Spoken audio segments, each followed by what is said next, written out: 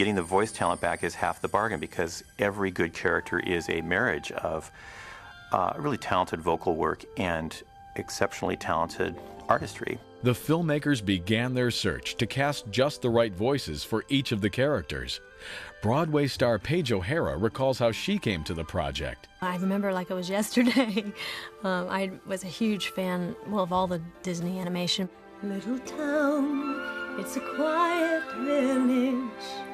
And I called my agent and I said, I have to audition, I have to. And then when I read the script, I was like, she's me. You know, it's like in so many ways I identified with Belle. The filmmakers had a real challenge when it came to casting the voice of the fearsome beast. Early on, we were trying to cast voices that were very gruff and very monster-like, but in the end, we tried to get a character that was very sincere. This casting approach led to an unlikely audition. You come down to dinner, I'll break down the door. I had done a lot of voice work growing up. I had started when I was a little kid, doing a lot of looping and commercials, and I was really excited to get a shot at this. The filmmakers had found the sympathetic voice to reveal Beast's inner conflict. One of my favorite things to say is that he's a tortured soul. There's so much going on inside of him that he's very complicated. You know, he wants to try, he wants to do what's right, and he's angry at himself a lot. Although technically supporting players, the enchanted objects were significant characters. That heart center of Beauty and the Beast, in a way, is Mrs. Potts. We always thought of her as being Mrs. Bridges from Upstairs Downstairs. And when Angela Lansbury agreed to play that role, it was just perfect casting. Mrs. Potts, I thought, was just exactly the little fat, comfortable lady that I had envisioned in my mind. And actually, I did see their concept of her before I ever started. And that was a great help. She's very comfortable and snuggly and terrific, you know. But when it came time for Angela Lansbury, a 3-time Tony Award-winning musical star, to record the title song, there was an unexpected problem. I remember Angela didn't want to record Beauty and the Beast because, you know, and we said, why? It was a ballad, a very slow ballad. And I was afraid of it. I said, no, I don't think you're right in asking me to sing this song. I think somebody else should sing it. And they said, no, we would like you to record it. So I did. Oh my God, what a day in the studio that was. It's just not to be believed. And Angela, one take. Beauty and the Beast, one take.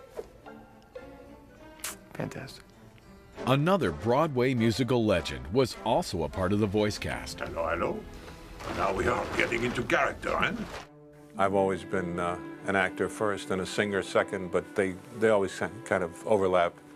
For many years, people thought of me as a musical performer because that's practically all I did was musicals. I was pigeonholed that way, and they wouldn't take me seriously as an actor. Then I started doing serious movies and serious acting jobs, and at some point, people started saying, oh, I like his work, does he sing? When I saw the group that had been assembled, the amount of talent there, from Angela Lansbury to the writers to the director, everybody, I said, this is going to be something special. Broadway, television, and film actor David Ogden Stiers also wanted to be a part of this special project. Where I actually went in to audition for Lumiere. I have since apologized to Jerry Orbach for having had the temerity, the hubris, to have thought that that was something I could do. And they listened patiently and nodded, and the room was decidedly cool at the sound of my French candlestick. Then someone slid across the table a little drawing of this tightly wound clock. You imagine a sort of booming voice for a grandfather clock. And the smaller the clock gets, the tighter the vocal quality becomes. And I reflected that, and then they wanted it stuffy. So I brushed it a little bit with an all-purpose English accent. Enchanted? Who said anything about the castle being enchanted? It was you, wasn't it?